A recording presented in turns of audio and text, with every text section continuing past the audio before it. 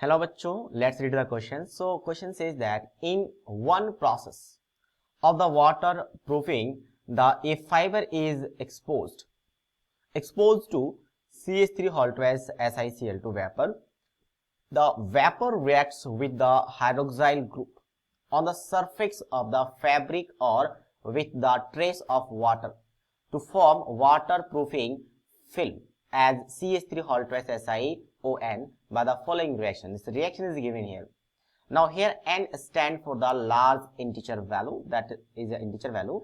The waterproofing film is deposited on the fabric layer upon layer. Each layer is 3.7 angstrom thick. The thickness of the CH3 hall twice SiO group.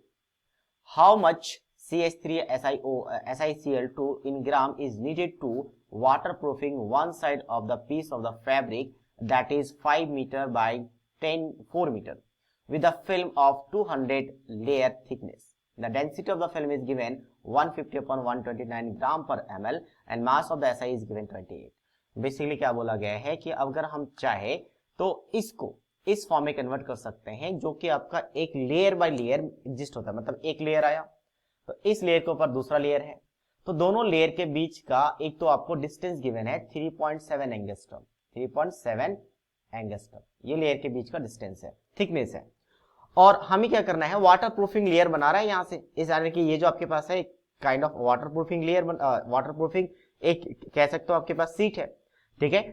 तो हमें क्या करना है, cover करना है, need to waterproofing one side of the fabric जिसमें 5 metre into 4 metre है, 5 into 4 metre, तो यहां से एरिया पता चल जाएगा कितना एरिया आपको लेना है, जिसमें फिल्म में 200 लेयर थिकनेस है, मतलब 200 लेयर थिकनेस और साथ में एक तो थिकनेस पता चल गया कितना थिकनेस है और हमें कितना एरिया लेना है, तो टोटल काइंड ऑफ वॉल्यूम निकल जाएगा। The density of the film given है, फिल्म का डेंसिटी गिवन है और रिएक्शंस गिवन है, ठीक है।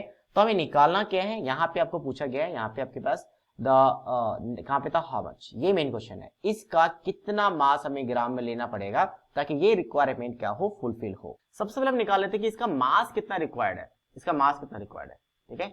मास ऑफ यानी कि वाटर प्रूफिंग जो सब्सटेंस है उसका कितना मास है, mass of CH3 hall twice SiO और यहाँ पे हॉल N है, इसका मास हम निकाल लेते हैं, ठीक है। मास कैसे निकालेंगे, तो हमें डेंसिटी गिवन है, डेंसिटी कितना गिवन है 150 डिवाइडेड बाय 129, तो डेंसिटी को अगर मैं वॉल्यूम से मल्टीप्लाई करूं तो पता चल जाएगा, तो जिससे मैंने कहा ये ऑलरेडी एरिया गिवन है कि ये एरिया आपके पास ऊपर वाला एरिया कितना होगा और ये थिकनेस आपका गिवन है, तो एरिया और थिकनेस को मल्टीप्लाई कर दो तो वॉल्यूम आ जाएगा। तो एरिया कितना आपका, इसको सेंटीमीटर में कन्वर्ट कर लो क्योंकि आपके पास यहाँ पे ml है, तो 1 सेंटीमीटर क्यूब में कितना होता है 1 ml होता है, इसलिए हम सेंटीमीटर में लेंगे। तो अगर मैं इसको सेंटीमीटर लूं तो कितना आ जाएगा 500 सेंटीमीटर इंटू 400 सेंटीमीटर, ये तो एरिया आ गया।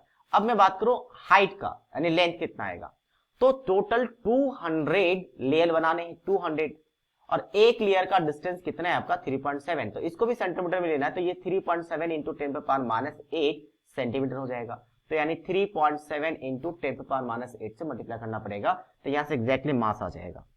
तो ये मास अगर मैं ये पूरा कैलकुलेट कर लूं तो ये मास लगभग यानी कि डेंसिटी के फॉर्म में कि 150 बाय 129 और ये वाले कैलकुलेट करने के बाद ये आ जाता है 1.48, इतना ग्राम मास हमें इसका चाहिए, ठीक है। अब इसके बेसिस पे अब हम चलते हैं कि इसका मास कितना रिक्वायर्ड होगा, तो इसका मोल्स निकाल लेते हैं। इसका मोल कैसे निकालेंगे, तो मोल्स के लिए हम क्या करते हैं, तो इसके मोल्स के लिए हम क्या करेंगे, मोल्स के लिए सिर्फ मोलर मास से डिवाइड कर देंगे, हमें मास पता है। मोल्स का फॉर्मूला क्या होता है, गिवन मास, जो मास गिवन है यानी ये मास हमने काइंड ऑफ गिवन मास निकाल लिया कितना मास और डिवाइड बाय मोलर मास, तो इसका मोलर मास कितना हो जाता है, इसका मोलर मास अगर हम निकालेंगे तो ये हो जाता है 74 और साथ में हॉल ट्वाइस N है तो N, सबका मास पता है। Si का 28 गिवन है, ऑक्सीजन का कितना होता है 16 और कार्बन का 12, हाइड्रोजन का 1, ऐड करेंगे इतना आ जाएगा। तो इसका अगर मोल्स आ चुका है तो इसका मोल्स आ जाएगा, तो इसका मोल्स कितना होगा, अगर मैं रिएक्शन को ध्यान से देखूं तो यहाँ पे N टाइम्स है, मतलब इसका जस्ट N टाइम्स आएगा, ठीक है। ये ध्यान से समझे कि अगर मान लो इसका 2N है तो इसका भी 2N है, तो इसका 1 मोल के लिए इसका 1 मोल, इसका 2N मोल के लिए इसका 2N मोल, सेम वैसे इसका 1 मोल के लिए इसका N मोल और इसका N मोल के लिए इसका 1 मोल, ऐसा भी कह सकते हैं। तो इसका 1 यानी कि 1/n times, so moles of किसका, जिसका हमें मास रिक्वायर्ड है CH3 हॉल ट्वाइस SiCl2, इसका मोल्स कितना हो जाएगा, तो जो वैल्यू हमने निकाला उसका क्या हो जाएगा, उसका n टाइम्स हो जाएगा, मतलब 1.48 डिवाइडेड बाय 74 n, और यहाँ पे एक n आएगा, तो ये n कैंसिल आ गया। और फाइनली हम इसका मास निकाल सकते हैं, ठीक है। और मास किस में चाहिए, ग्राम में ही चाहिए, फिर तो ठीक है। तो मास के लिए क्या करेंगे, मोल्स को हम मल्टीप्लाई करते हैं किसके साथ, मोल्स को मल्टीप्लाई किया जाता है मोलर मास के साथ, तो ये मोल्स आ गया।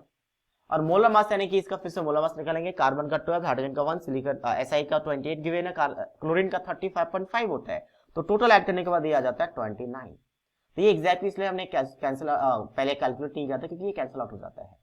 और फाइनली जब इस वैल्यू को कैलकुलेट करेंगे तो कैलकुलेट करने के बाद जो फाइनल आंसर है वो आ जाता है 3 ग्राम।